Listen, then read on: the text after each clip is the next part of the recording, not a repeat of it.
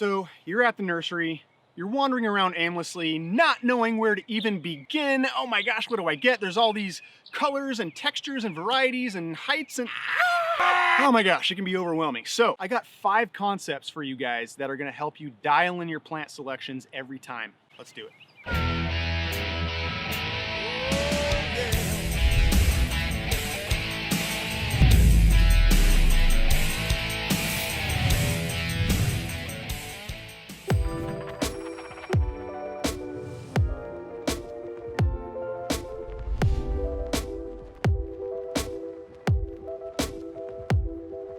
So let's assume you guys don't have a design or concept plan in place, because let's be honest, most of us don't. We're either not hiring designers or architects or somebody to help us design our landscape. We're doing it ourselves. We are the DIYers. Now, I will be doing a video of how to create a design plan.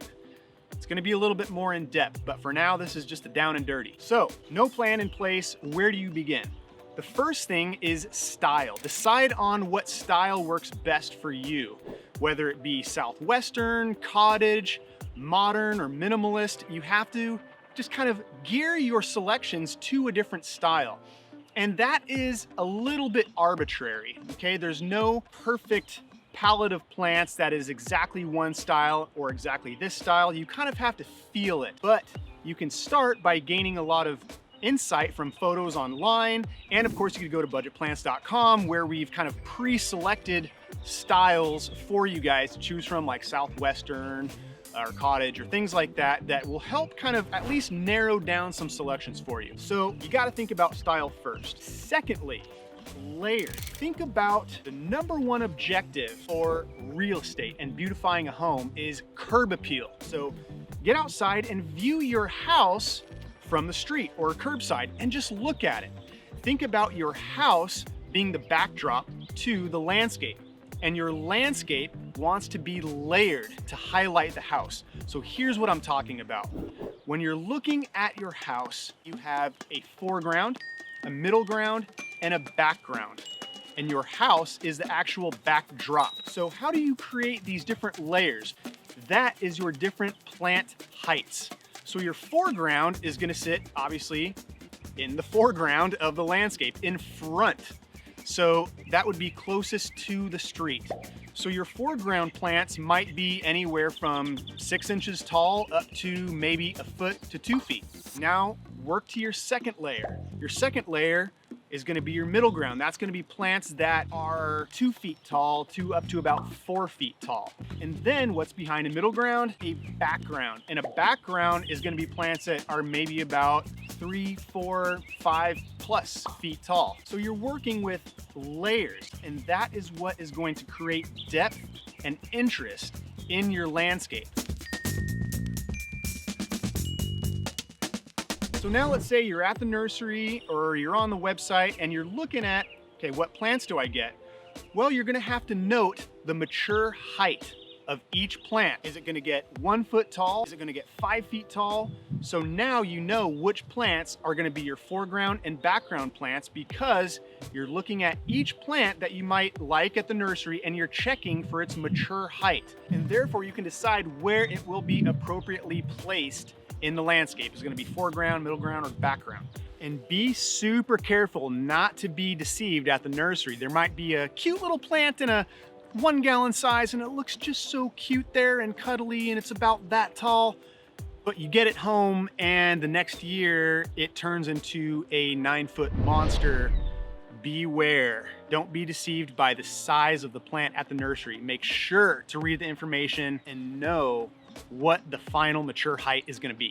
All right, now that that is covered, we want to create contrast in the landscape. So we don't want everything just monotone. Even though we have different heights, it can still look monotone. So we're going to have plants with different contrast. And what does that mean? Color and texture. That's how we develop contrast. Plants with high contrast means your landscape is going to be interesting and vibrant and colorful. So let's say your foreground is a low wispy grass that is a lighter color. Behind it you're gonna wanna have, let's say, a darker color plant with a more bold leaf texture. Something that is going to be taller and have a different color foliage. That is gonna give you that contrast to the softer texture and lighter colored grass. You see where I'm going with this? We're just creating high contrast plants. Bold to fine, light color to dark color, high variation, high contrast. And all you have to do is just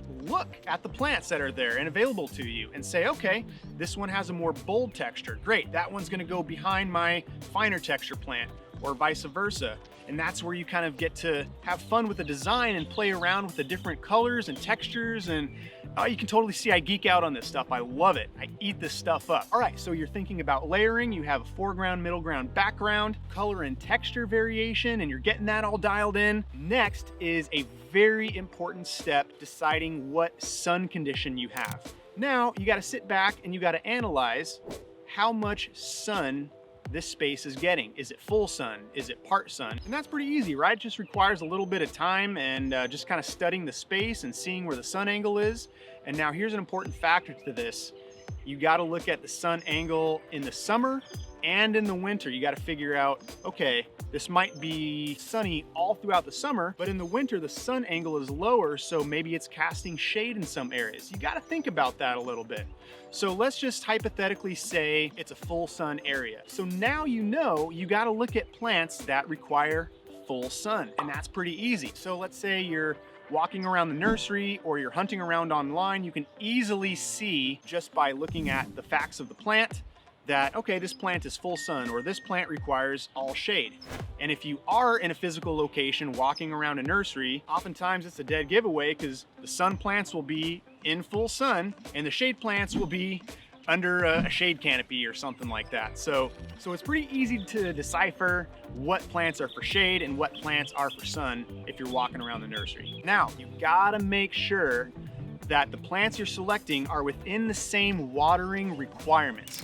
That is key. Even if you have an automatic irrigation system or you're hand watering, you wanna make sure that these plants all require the same amount of water so you don't overwater one or underwater the other, then one doesn't do well and one is overgrown and bushy and crazy. You gotta make sure these are all within the same watering needs. So that's just about it, guys. Thank you for joining me today. If you have any additional thoughts, comments, I would love to hear them. Put them below. If you are on YouTube, make sure to do that like and subscribe thing, hit that bell notification so you know when a new video is coming out. If you have not yet been to budgetplants.com, you gotta go there. There's so much awesome, rich information and lots of cool videos and just a fun place to hang out. Thank you guys, and as always, happy planting.